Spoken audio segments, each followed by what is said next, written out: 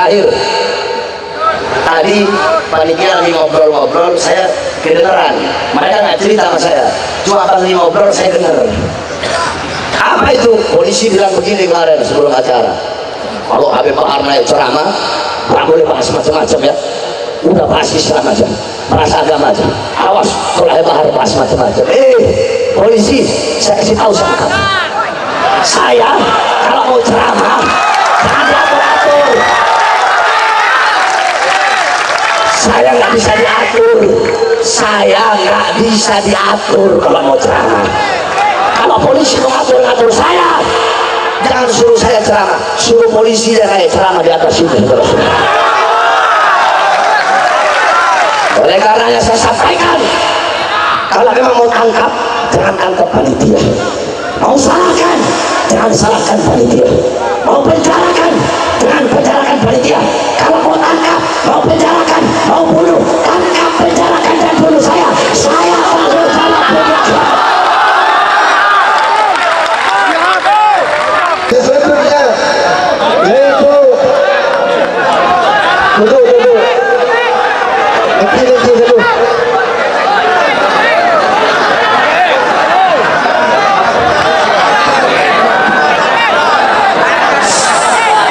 Dulu berani dulu.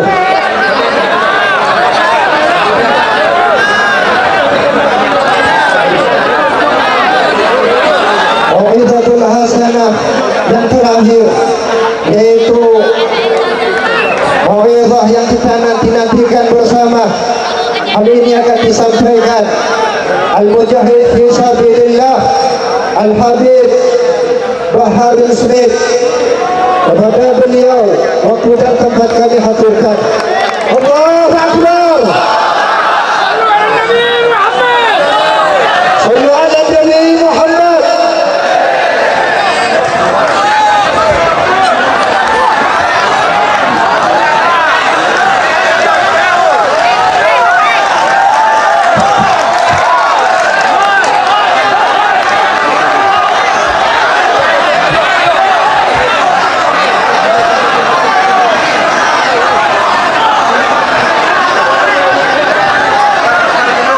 Assalamualaikum warahmatullahi wabarakatuh.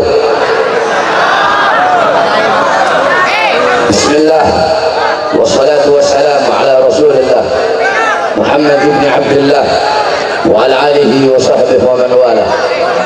Wa ba'd. Yang saya cintai, yang saya muliakan, para alim ulama, para habaib, para kiai, para asatid, para tokoh masyarakat, para aparat pemerintah, wabil khusus guru kita yang baru saja menyampaikan nasihat mau'izah hasanah yang sangat-sangat luar biasa, akhuya yang mulia Sayyidina Al-Habib Hanif ibn Abdurrahman Al-Attas. Mudah-mudahan Allah panjangkan umur beliau, Allah sehatkan jasmani dan ruhani beliau, Allah permudah urusan dunia akhirat beliau, Allah langkahkan kaki beliau, Allah permudah langkahan kaki beliau di dalam berdakwah dan berjuang di jalan Allah Subhanahu wa taala. Yang saya cintai, yang saya muliakan, segenap pengurus Front Pembela Islam Madura, Imam Besar Habib Alwi Bagil, yang saya cintai, yang saya muliakan, Ketua Front Pembela Islam Sampang Kiai Haji Saiful Jabbar beserta seluruh pengurus, seluruh laskar. Tidak lupa yang saya cintai, yang saya muliakan, segenap pengurus NU Nahdlatul Ulama Madura, yang saya cintai, yang saya muliakan, para alim ulama, para kiai, para asatid yang hadir, beserta seluruh hadirin hadirat, bapak-bapak, ibu-ibu, khususnya para pemuda-pemudi sekalian, umat baginda Nabi besar Muhammad yang selalu dimuliakan oleh Allah Subhanahu wa taala. Saudara-saudara sekalian yang dimuliakan oleh Allah Subhanahu wa taala, kita duduk pada malam hari yang mulia ini, kita berkumpul bersama para alim ulama, berkumpul bersama para habaib, berkumpul bersama para kiai dan para asatid di dalam kitab Al-Mawahib Al-Qudusiyah Al-Imam Al-Syekh Ibrahim Baharwash, beliau dari Shibang, beliau menceritakan tentang karamah daripada Al-Imam Faqihil Muqaddam Muhammad bin Ali Ba'alawi. Al-Imam Faqihil Muqaddam Muhammad bin Ali Ba'alawi, beliau Ustadzul A'zam, guru besar. Beliau Syekhul Syuyuhus Syariah, gurunya para guru-guru syariat. Beliau Qudwatul Muhaqqiqin, pedoman para ahli hakikat. Beliau Tajul A'immatil Arifin, mahkota para ahli ma'rifat. Faqihil Muqaddam Muhammad bin Ali Ba'alawi, datuknya kakeknya Segaf Al-Idrus Al-Habsyi Al-Attas bin Syahab Ibn Syekh Abu Bakar dan lain-lainnya. Beliau dimakamkan di Zanbal. Zanbal adalah pemakaman para aulia, pemakaman para asfiya. Nah, saudara-saudara, Zanbal itu bisa siapapun dimakamkan di sebelah pemakaman Zanbal, tapi sekarang nggak boleh. Singkat cerita, ada satu orang fasik, ada satu orang fajir. Ini orang semasa hidup suka berbuat dosa. Ketika dia wafat, ketika dia meninggal dunia, dia dimakamkan di pinggir pemakaman Zanbal. Dia dimakamkan di samping kuburan para aulia, di samping kuburan para ulama, di samping kuburan para asfiya. Karena ini orang fasik, karena ini orang fajir, maka datanglah mungkar nakir, disiksa ini orang, diazab ini orang dengan azab dan siksa yang pedih. Ketika dia sedang diazab, ketika dia sedang disiksa, tiba-tiba Faqihil Muqaddam Muhammad bin Ali Ba'alawi, beliau bangun dari kuburnya dan masuk ke dalam kubur ini orang. Apa kata Faqihil Muqaddam? Ruh ya mungkar wa nakir, pergi wahai mungkar nakir, jangan kau azab ini orang, jangan kau siksa ini orang. Kau azab dia, kau siksa dia, cerita dan teriakan ini orang mengganggu zikirku kepada Allah Subhanahu wa ta'ala. Itu orang fasik dapat syafaat. Kenapa? Bukan semasa hidupnya dekat dengan ulama, udah mati kuburnya dekat dengan ulama, kuburnya dekat dengan ulama, dapat syafaat. Maka bagaimana ketika kita masih hidup, kita dekat dengan para ulama, dekat dengan orang-orang saleh, dan dekat dengan para aulia.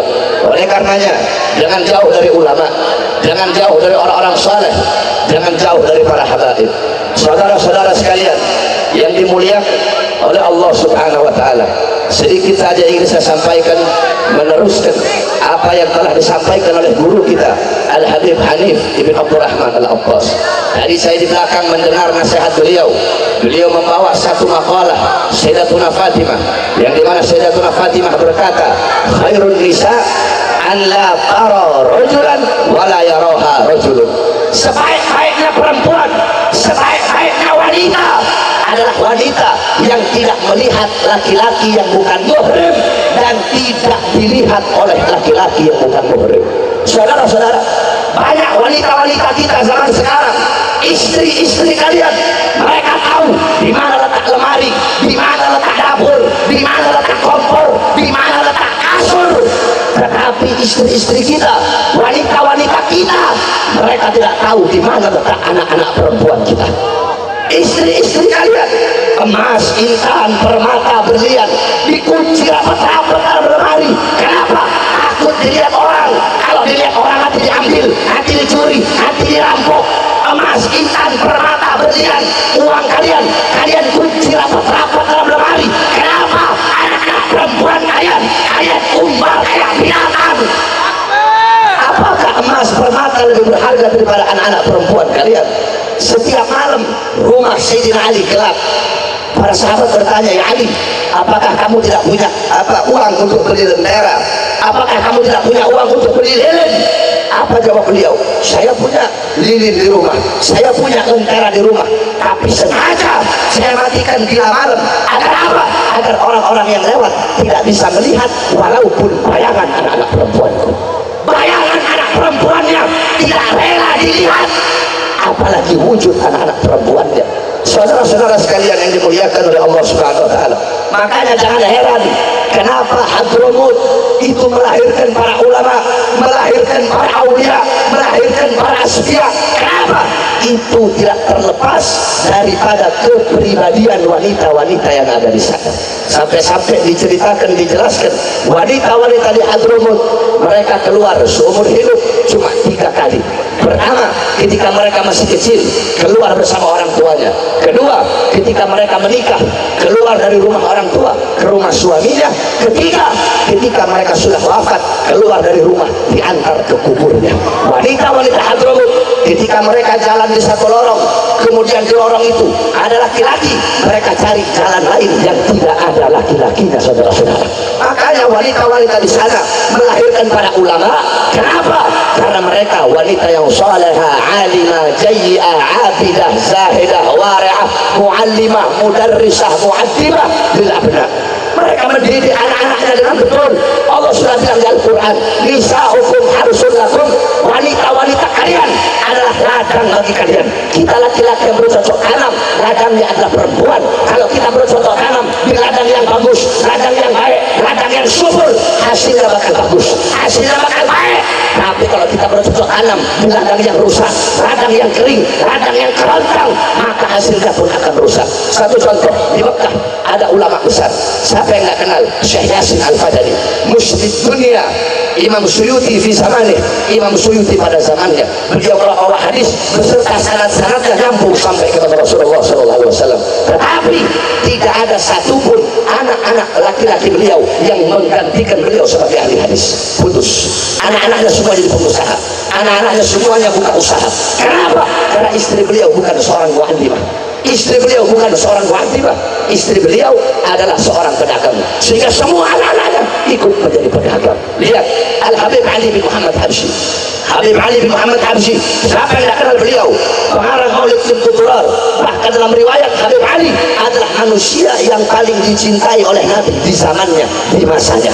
Habib Ali bin Muhammad Habsyi, yang dimana dikatakan oleh para ulama, yakni magam Al-Habib Ali bin Muhammad Habsyi fil awliya kama magam bimanzilati magam Harun Ar-Rasyid fi Salatin.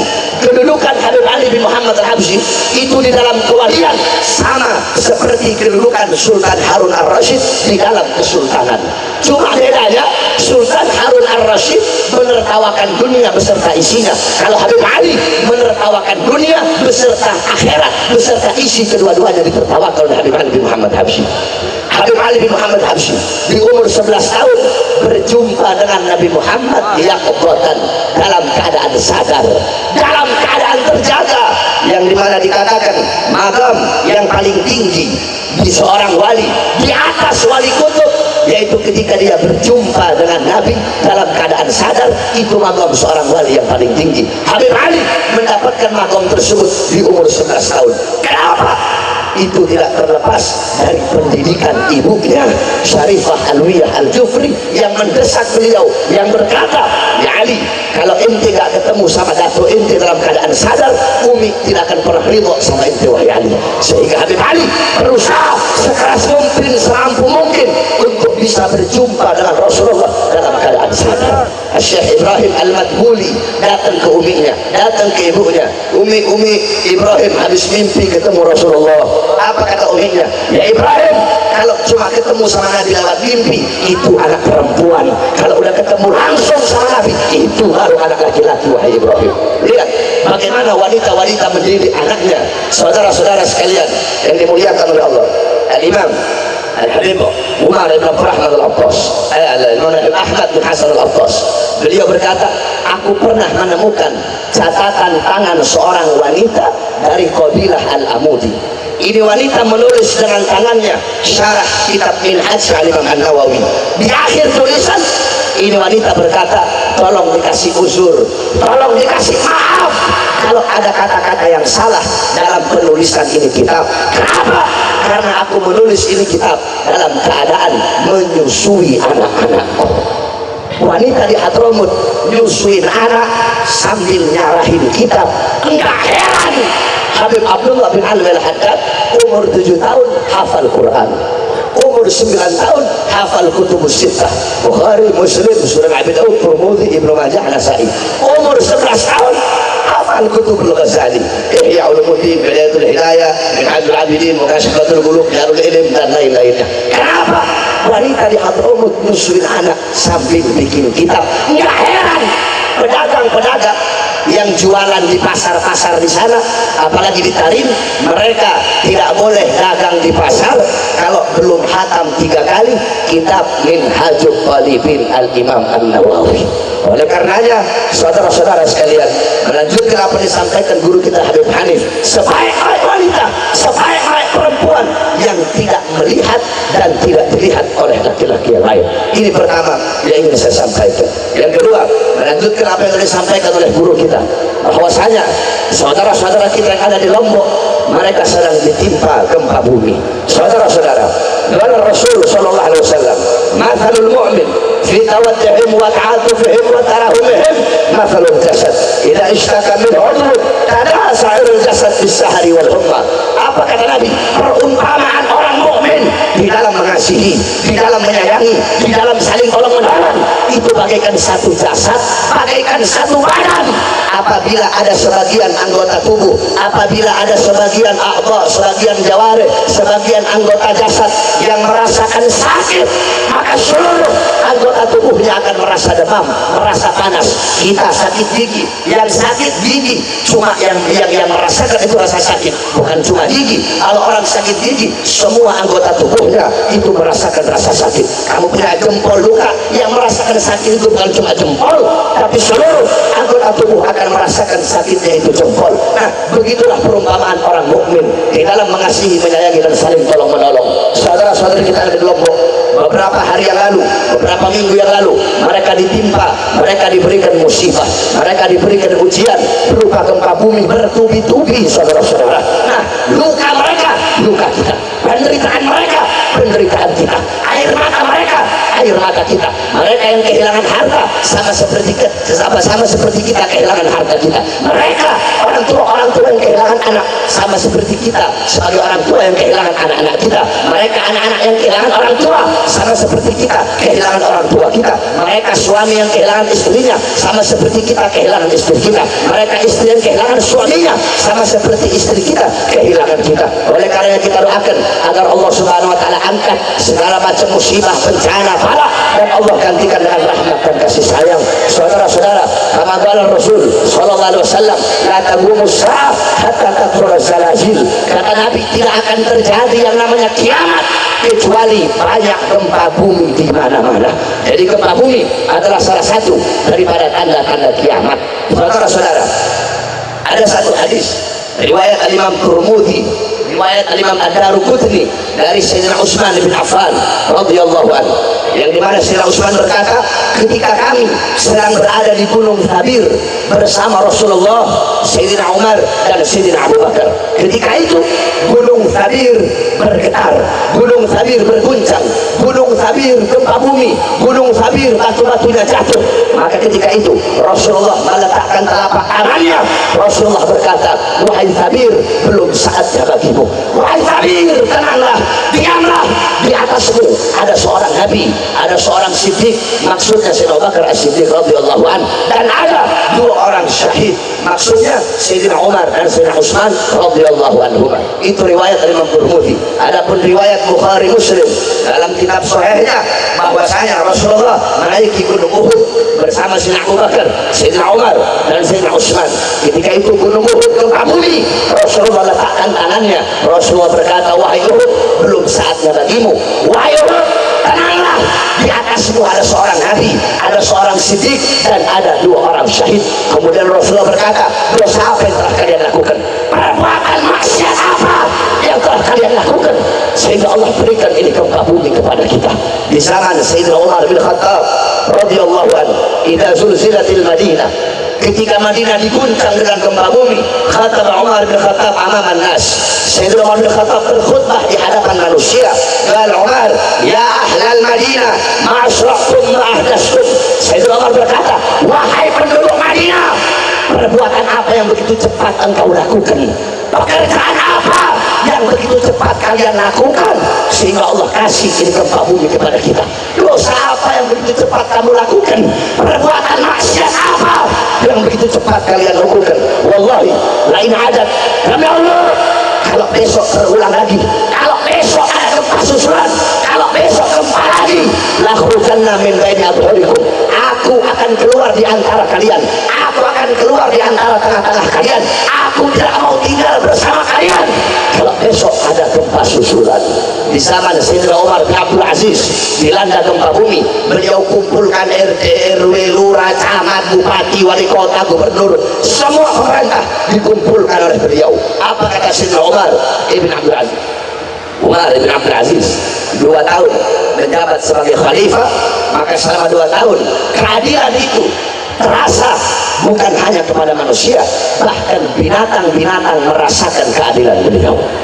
Dalam riwayat, beliau ketika jadi khalifah selama 2 tahun, maka selama 2 tahun itu juga domba dan serigala digembalakan sama-sama.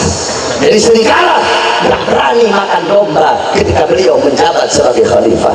Jadi orang-orang ujung kampung, ujung dusun yang nggak tahu kabar-kabar kota, mereka tahu Khalifah Umar bin Abdul Aziz meninggal ketika domba mereka udah dimakan sama serigala, baru mereka, oh berarti Khalifah Umar bin Abdul Aziz sudah wafat. Kenapa? Sebab serigala udah berani makan domba. Keadilan dirasakan sampai kepada binatang. Kalau pejabat sekarang, saudara-saudara, manusia dibikin seperti binatang, saudara-saudara. Itu Khalifah Umar bin Abdul Aziz ketika beliau menjabat sebagai khalifah. Nah, ketika zaman beliau gempa bumi, beliau kumpulin semua gubernur. Apa kata beliau? Wahai para gubernur, maksiat apa yang kamu lakukan? Perbuatan dosa apa yang kalian lakukan? Sehingga Allah berikan bala dan musibah ini kepada kita. Oleh karenanya, wahai para gubernur, jangan kalian pupuk harta kalian, jangan kalian simpan harta kalian, keluarkan harta kalian di jalan Allah agar Allah angkat bala dan musibah ini. Di zaman Sayyidina Ka'ab bin Malik, Ka'ab bin Malik ditanya tentang gempa bumi. Apa jawab Ka'ab bin Malik? Ka'ab bin Malik berkata, tidaklah terjadi gempa bumi kecuali terlalu banyak hamba-hamba yang berbuat dosa di atas bumi, sehingga bumi ketakutan kepada Allah Subhanahu wa Ta'ala. Orang kalau takut gemetaran, nah bumi dia takut kepada Allah, gemetarnya itu menjadi gempa bumi, saudara-saudara. Bumi ketakutan, gemetar. Kenapa? Takut kepada Allah, karena terlalu banyak hamba-hamba yang berbuat dosa di atasnya. Sayyidina Anas bin Malik radhiyallahu anhu, beliau pernah bertanya kepada Sayyidatuna Aisyah radhiyallahu anha tentang gempa bumi. Apa jawab Sayyidatuna Aisyah? Tidak akan terjadi gempa bumi melainkan 3 perkara telah merajalela. Apa 3 perkara tersebut? Yang pertama yaitu khamr, minuman keras. Minuman keras, orang mabuk narkoba, pagi, siang, sore, malam mabuk, yang tua mabuk, yang muda mabuk, yang kaya mabuk, yang miskin mabuk. Bahkan mereka dengan bangga menunjukkan mabuknya. Ini loh saya mabuk, ini loh saya preman, ini loh minuman keras. Mabuk, narkoba, khamr, mereka anggap bukan perbuatan yang haram, bahkan mereka anggap perkara-perkara ibadah, mereka anggap perkara-perkara yang mubah. Apabila minuman keras telah merajalela di mana-mana. Yang kedua, perzinahan, pelacuran, zina di mana-mana. Yang tua zina, yang muda zina, pagi, siang, sore, malam zina, LGBT, laki sama laki, perempuan sama perempuan, yang tua zina, yang muda zina, SD zina, SMP zina, SMA, anak-anak perempuannya lahiran dalam kelasnya, saudara-saudara. Pagi, siang, sore, malam zina.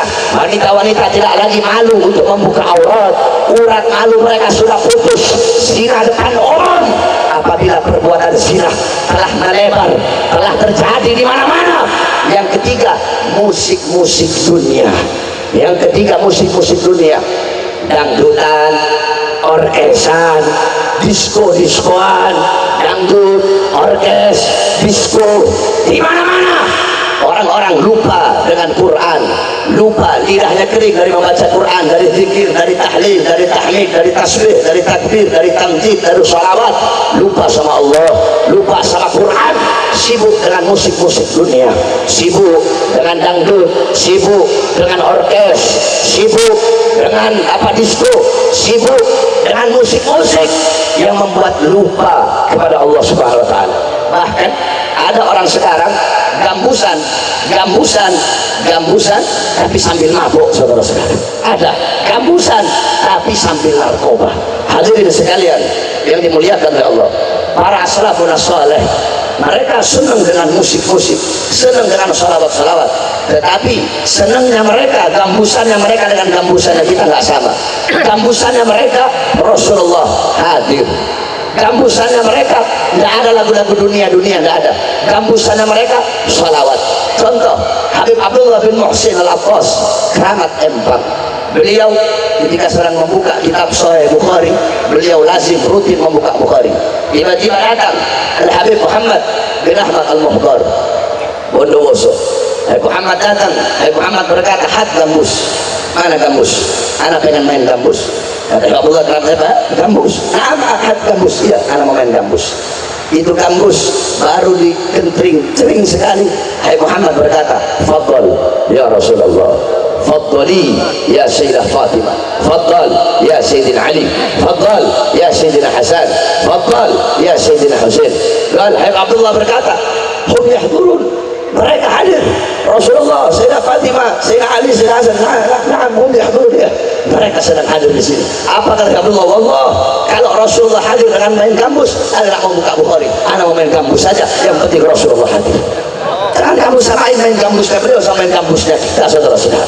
Al-Habib Umar bin Abdul Rahman Al-Abbas, beliau punya anak Habib Husain, suka gambus, tapi setiap beliau gambus itu beliau langsung fana, lupa kepada selain Allah Subhanahu wa Ta'ala. Mereka para aulia, orang-orang saleh, musiknya tidak sama dengan musiknya kita. Kita gambusan ikhtilat, nyampur laki perempuan, gambusan laki perempuan ciuman, laki perempuan mabuk. Apabila tiga musik-musik dunia, minuman keras, perzinahan, pelacuran, merajalela di mana-mana, maka Allah berkata, apa kata Allah? "Wahai dunia, guncang mereka. Bumi, guncang mereka." Allah bilang, bumi, guncang mereka, goyang mereka. Kalau mereka berhenti berbuat dosa, jangan kau guncang. Tapi kalau tetap dengan adanya peringatan ini, dengan adanya teguran, tetap mereka berbuat dosa, kamu guncang mereka sampai mereka binasa. Kemudian Sayyidina Anas bin Malik bertanya, apakah itu ujian atau rahmat? Apakah itu ujian atau bala dari Allah? Apa jawab Sayyidah Aisyah? Bagi orang-orang beriman, gempa bumi itu adalah nasihat, rahmat, dan ujian dari Allah. Sedangkan bagi orang kafir, orang munafik, orang fasik, orang fajir, orang fasid, itu adalah bala, itu adalah siksa, itu adalah teguran dari Allah Subhanahu wa Ta'ala. Saudara-saudara, di Lombok itu negeri 1000 masjid. Saya sama Habib Hanif sering ceramah di Lombok, bareng terus di Lombok. Itu di sana 150 meter masjid, 100 meter masjid, 200 meter masjid. Banyak pondok pesantren, banyak para penghafal Quran, banyak para santri. Tapi kenapa Allah kasih gempa bumi? Padahal di situ banyak orang-orang soleh, di situ banyak pondok pesantren, banyak rumah Allah. Di sisi lain, di sana ada 2 tempat. Yang pertama namanya Gili Terawangan, yang kedua apa namanya? Pantai Sergigi. Saya pernah ini kedua tempat ini. Ini tempat bule jemur teteknya, saudara-saudara. Tempat bule mabok, tempat bule zina. Ya di situ. Gara-gara beberapa kelompok orang yang berbuat dosa, yang berbuat maksiat, akhirnya waktu Allah turunkan bala, Allah turunkan musibah, semuanya ikut kena. Saya tanya, kalau di satu kampung Allah kasih bala, Allah kasih musibah, orang-orang tidak berbuat dosa, kena apa tidak?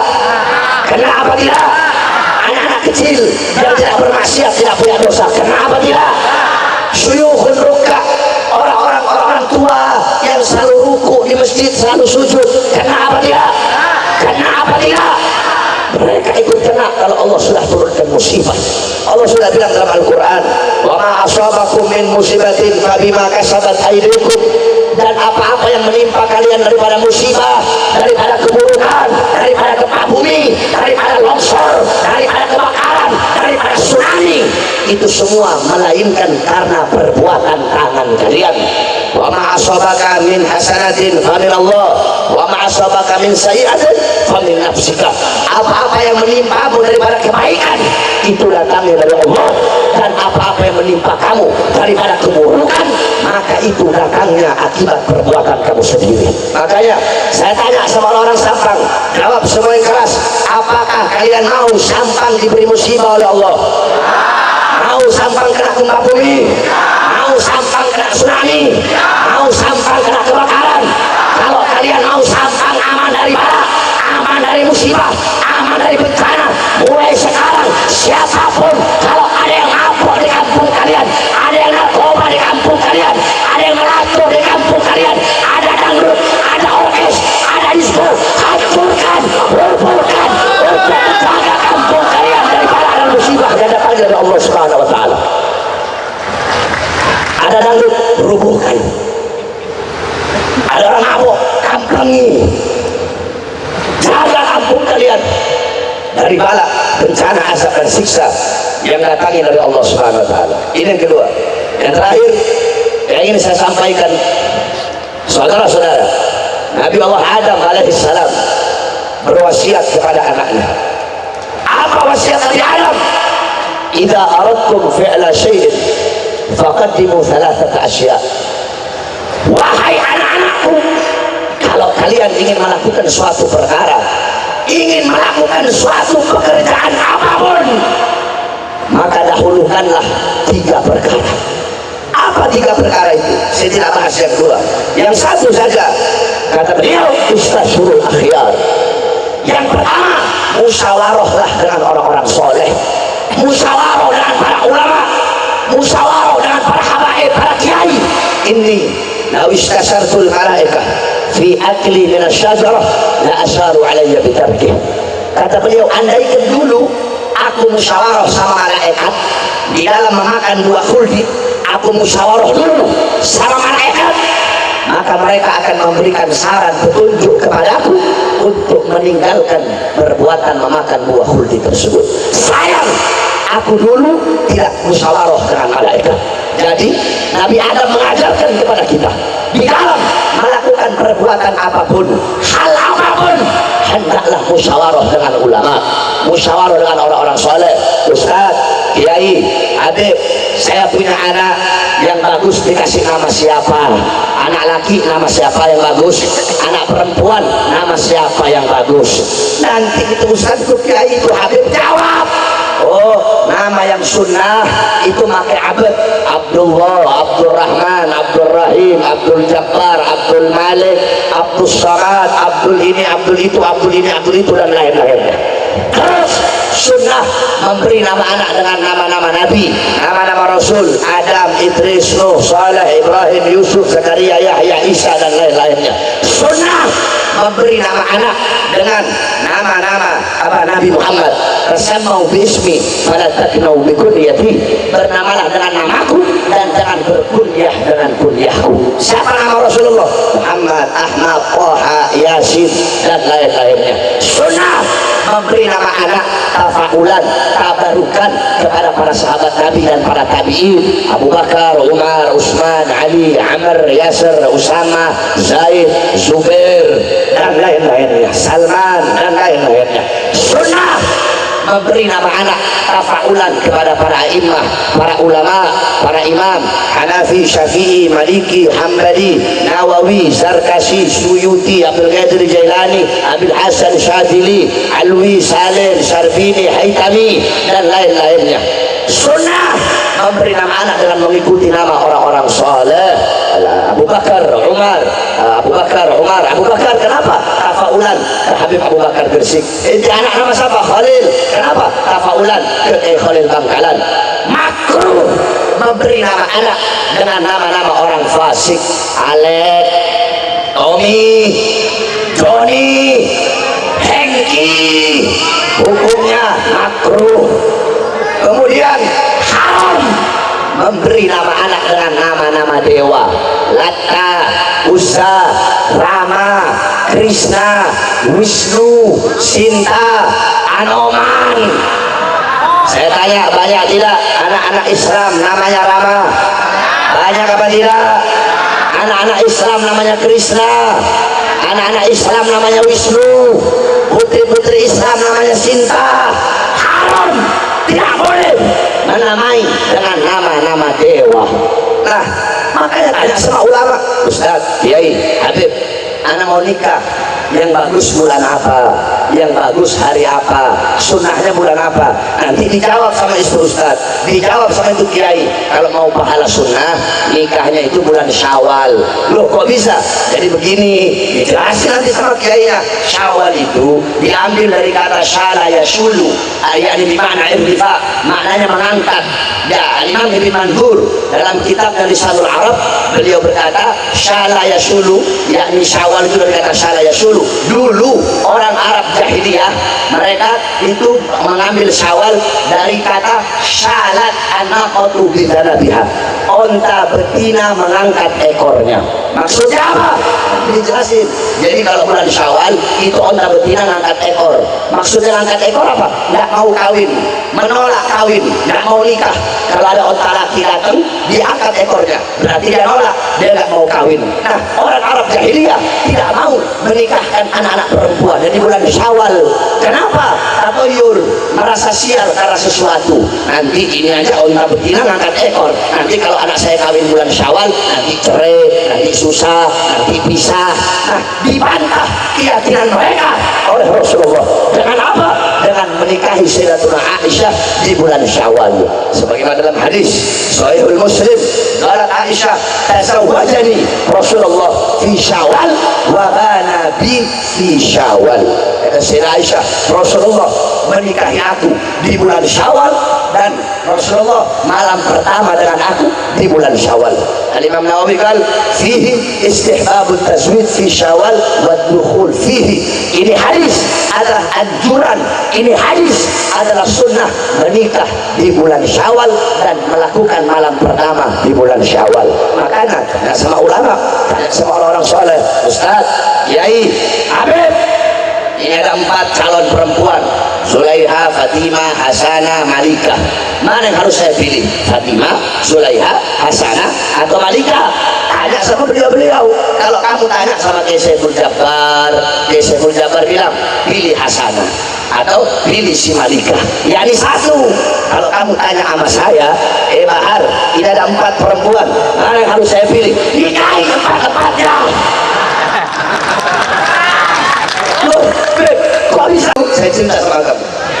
Ada satu orang murid pergi ke gurunya, guru, aduh, miskin, kok susah, ada pesan, guru, saya susah, saya miskin, tidak ada uang. Kata gurunya, kamu mau kaya? Mau guru? Kamu kawin, insya Allah kaya kamu. Sampai nawafana, saya dengar, kami taat. Dia pergi nikah, dia pergi kawin, taat sama gurunya dia.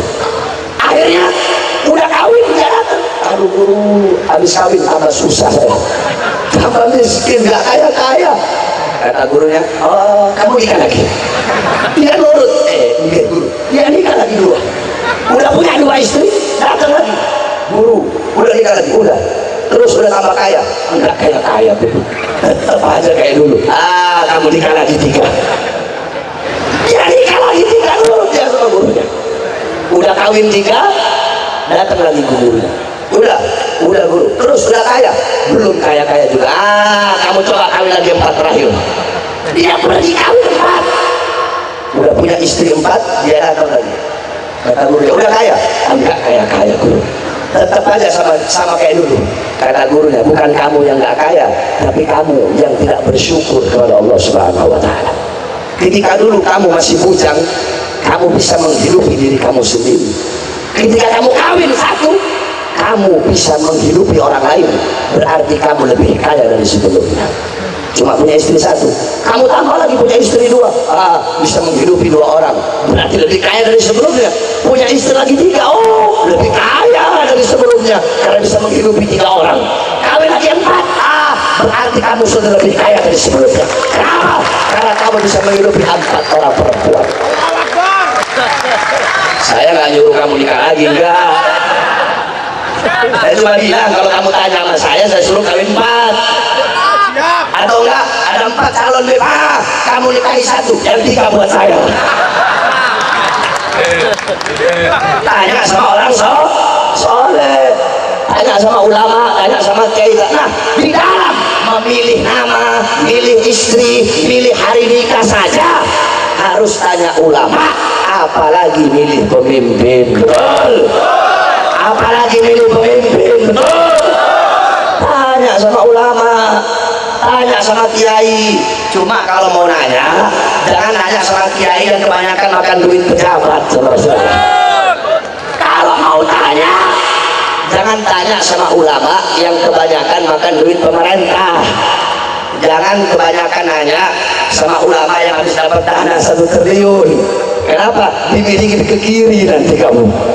Tanya sama Ustaz Kiai Habaib yang istiqomah di jalan Allah Subhanahu wa Ta'ala. Tanya Ustaz Kiai Habaib, besok 2019 mau ganti presiden atau tidak? Mau ganti presiden atau tidak? Mau ganti presiden atau tidak? Loh Ustaz, loh Kiai, kenapa harus ganti presiden? Ya, pemimpin yang hidup tenang, hidup senang di saat rakyat susah, di saat rakyat kelaparan.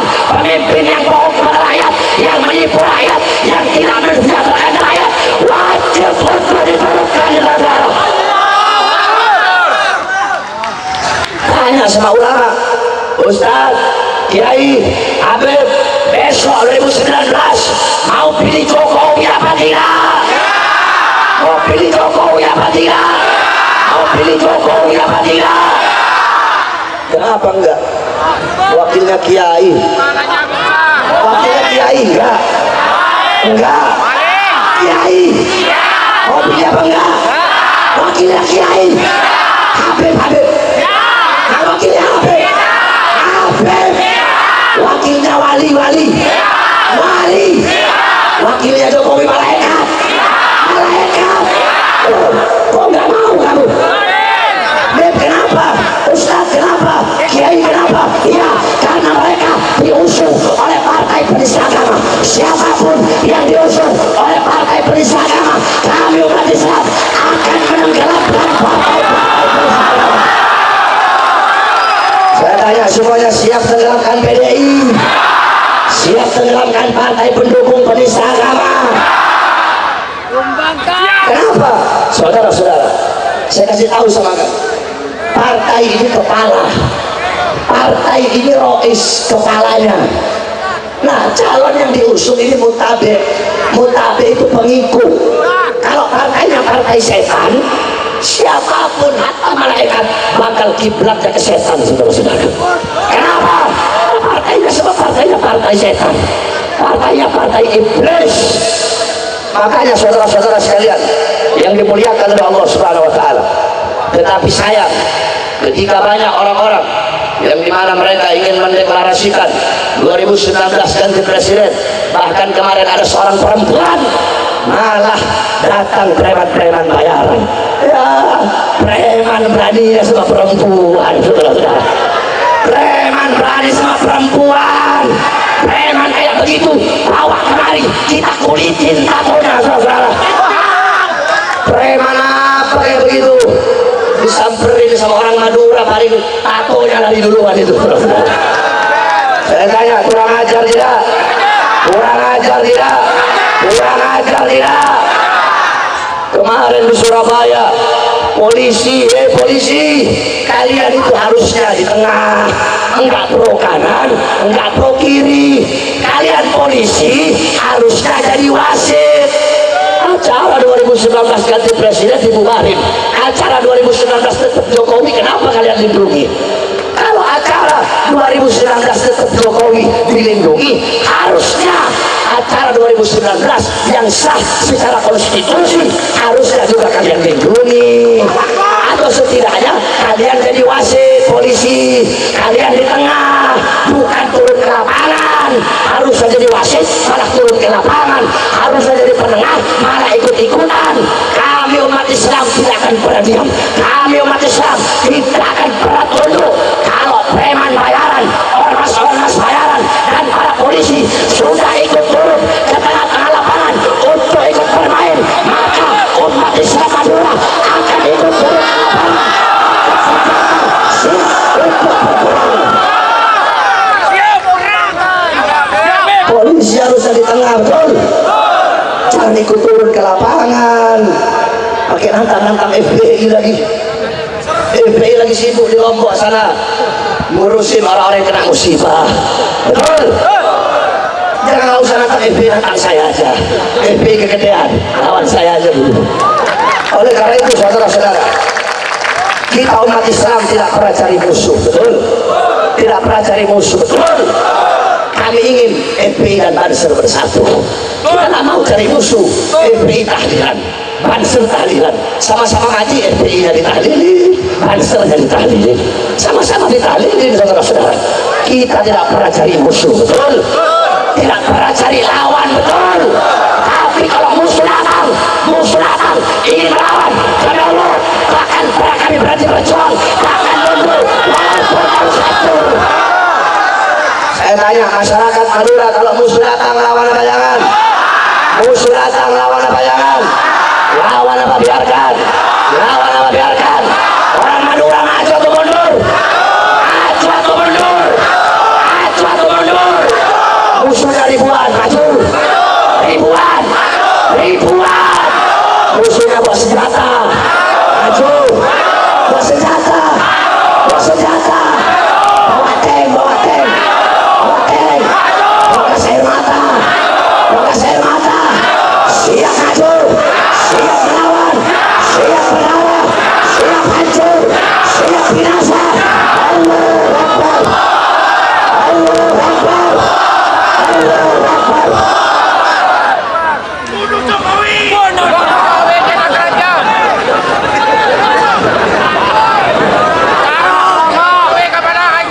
Saudara-saudara sekalian yang dimuliakan oleh Allah, mudah-mudahan Indonesia mendapat pemimpin yang baik, pemimpin yang adil, pemimpin yang sejahtera. Kalau orang-orang yang mendukung Jokowi, ya silahkan damai-damai aja. Kamu bikin 2019 tetap Jokowi, betul? Kami umat Islam menunggu hasil ijtima ulama yang kedua, betul? Siapapun calon yang diusung oleh para ulama, oleh para habaib, oleh para kiai di bawah komando Imam besar Al-Habib Muhammad Rizik bin Utsaimin bin Syihab, maka kami umat Islam akan kami kerahkan jiwa kami, raga kami, harta kami untuk memenangkan calon tersebut walaupun harus berdarah-darah. Siap taat ulama, siap taat habaib, siap taat kiai. Allahu Akbar. Terakhir, tadi panitia lagi ngobrol-ngobrol, saya kedengeran. Mereka nggak cerita sama saya, cuma pas lagi ngobrol saya dengar. Apa itu? Polisi bilang begini kemarin sebelum acara, kalau Habib Bahar naik ceramah nggak boleh bahas macam-macam ya, udah bahas Islam aja, bahas agama aja. Awas kalau Habib Bahar bahas macam-macam. Polisi, saya kasih tahu sama kamu, saya kalau mau ceramah jangan diatur-atur. Saya nggak bisa diatur kalau mau ceramah. Kalau polisi mau ngatur saya, jangan suruh saya ceramah, suruh polisi dan saya ceramah di atas ini. Oleh karenanya saya sampaikan, kalau memang mau tangkap, jangan tangkap panitia. Mau salahkan, jangan salahkan panitia. Mau penjarakan, jangan penjarakan panitia. Kalau mau tangkap, mau penjarakan, mau bunuh, tangkap, penjarakan dan bunuh saya. Saya tanggung jawab begitu. Siap melawan. Tahan Jokowi. Dulu saudara-saudara, ada satu orang jenderal pernah datang ke satu Habib. Saya nggak ngomong siapa jenderalnya dan saya nggak ngomong siapa Habibnya. Ini jenderal ngomong, tolong nasihatin dong Habib Bahar, tolong nasihatin, suruh agak turun. Apa kata ini Habib? Pak, yang bisa nasihatin dia belum dilahirin di muka bumi, Pak. Saya capek nasihatin dia, Pak. Jadi mending gak usah dinasihatin, biarin aja dia mau ngomong apa, Pak. Orang ceramah mau diatur-atur. Saudara-saudara sekalian yang dimuliakan oleh Allah Subhanahu wa taala.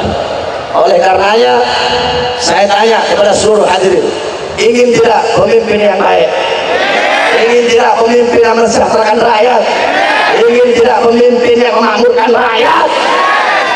Kalau ingin mendapat pemimpin yang baik, maka kita harus berusaha untuk menjadi umat yang terbaik, untuk menjadi rakyat yang terbaik.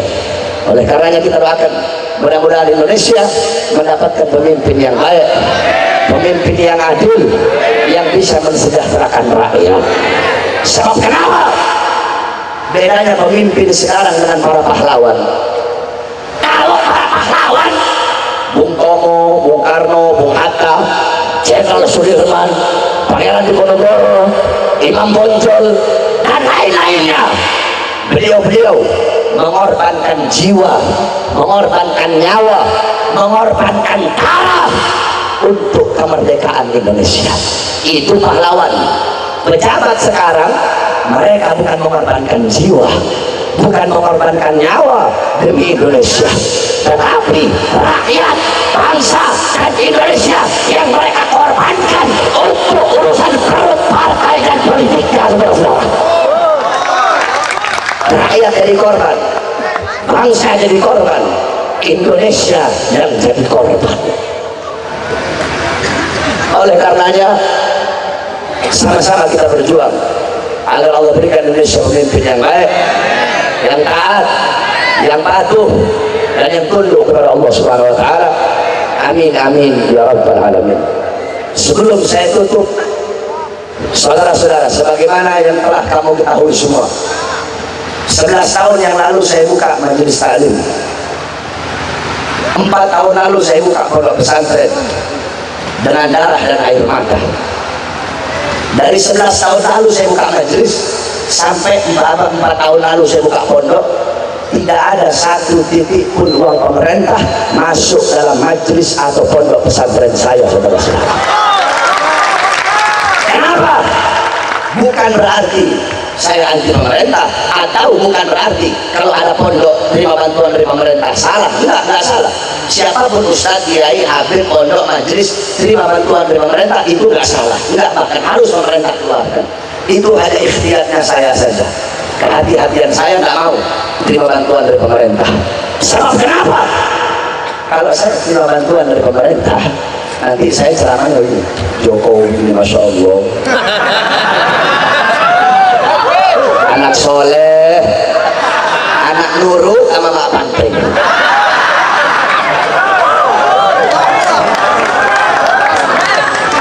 Imam Ghazali sudah bilang, Imam Ghazali, apa kata Imam Ghazali? Jangan kalian terima sesuatu apapun yang datangnya dari pemerintah yang zalim.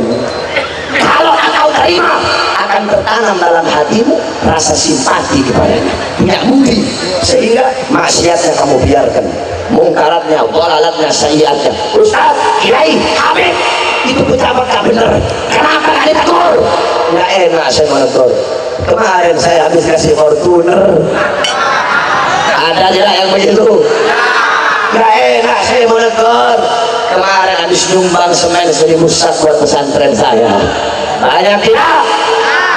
Oleh karenanya Al-Imam An-Nawawi, beliau tidak pernah makan apel di daerah beliau. Sahihul Majmu', janaran kitab Majmu' Syarah Muhaddats Imam Syaikhani. Kenapa? Karena apel di daerah beliau ditanam di lahan-lahan milik pemerintah. Al-Imam Sufyan Ats-Tsauri pernah selama bertahun-tahun nggak minum air Zam-Zam. Ditanya, ya Imam, kenapa nggak minum air Zam-Zam? Apa kata beliau? Andaikan saya punya gayung sendiri. Maksudnya ini ada dalam kitab Syiarul A'lam An-Nubala Al-Imam Az-Zahabi. Kamu buka itu kitab, ada di kisah diceritakan di kitab tersebut. Ya Imam, kenapa kamu nggak mau minum air Zam-Zam? Andaikan saya punya gayung sendiri. Maksudnya apa? Karena gayung yang disediakan di Zam-Zam itu adalah gayung milik sultan, gayung milik pemerintah. Kalau saya punya gayung sendiri, saya akan mau minum air Zam-Zam. Sampai segitunya.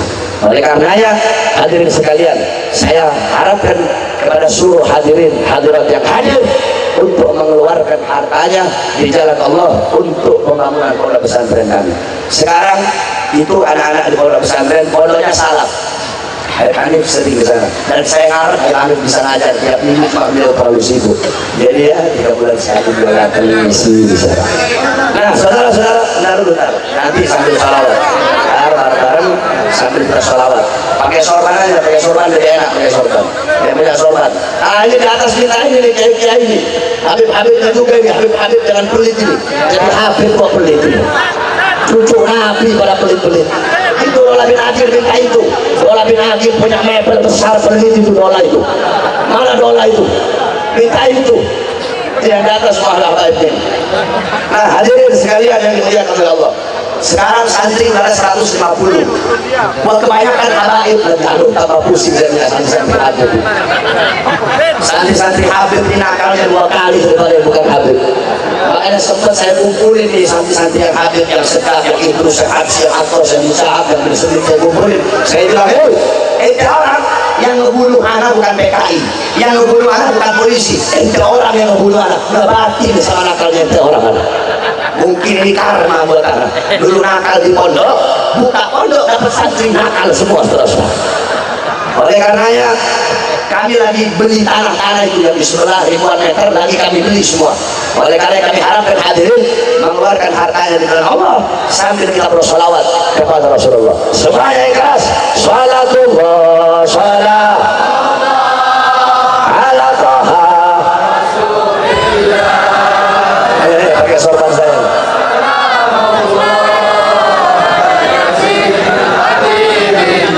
Semuanya ikhlas dulu. Salatullah. Duduk.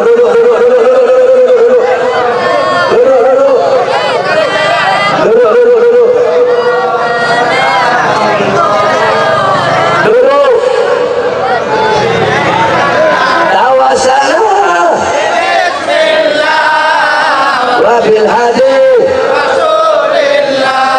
Duduk. Wabil hadi Rasulillah. Wa kulli mujahidin fiha ya Allah. Salatullah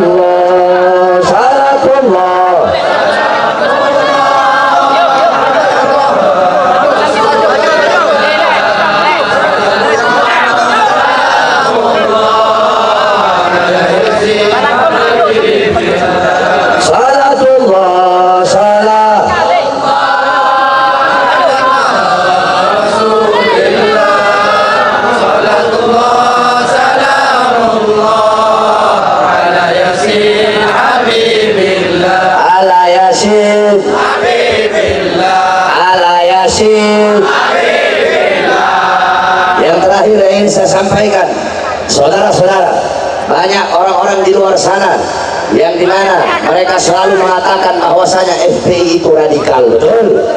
Banyak mereka bilang FPI itu radikal, FPI itu teroris, FPI itu intoleran. Saudara-saudara, ini saya sampaikan pada malam hari ini.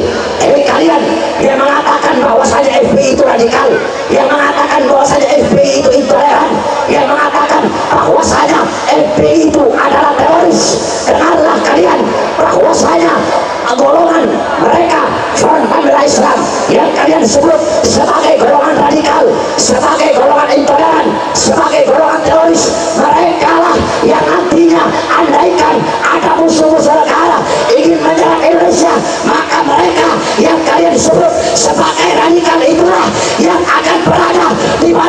dari Tuhan mengorbankan jiwa dan nyawanya untuk negara bangsa dan rakyat Indonesia.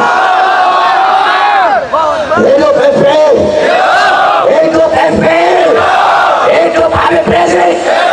Saya tanya, umat Islam akan meninggalkan FPI apa tidak? Meninggalkan FPI apa tidak? Umat Islam tidak akan meninggalkan FPI, betul? Umat Islam akan selalu setia kepada Front Pembela Islam. Kenapa?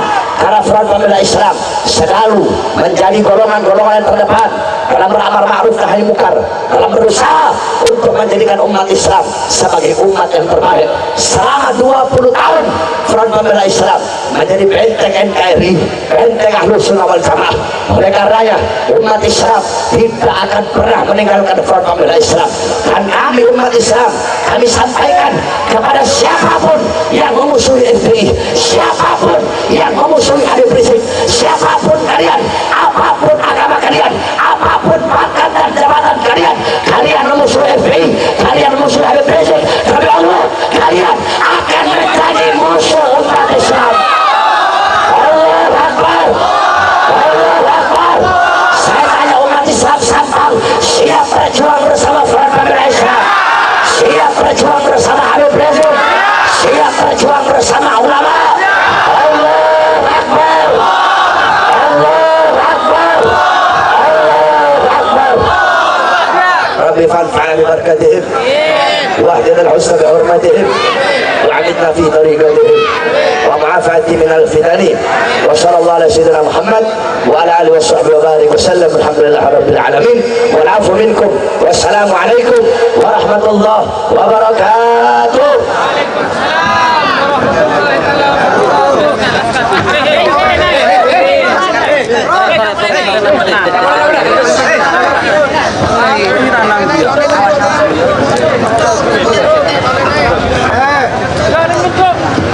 Jangan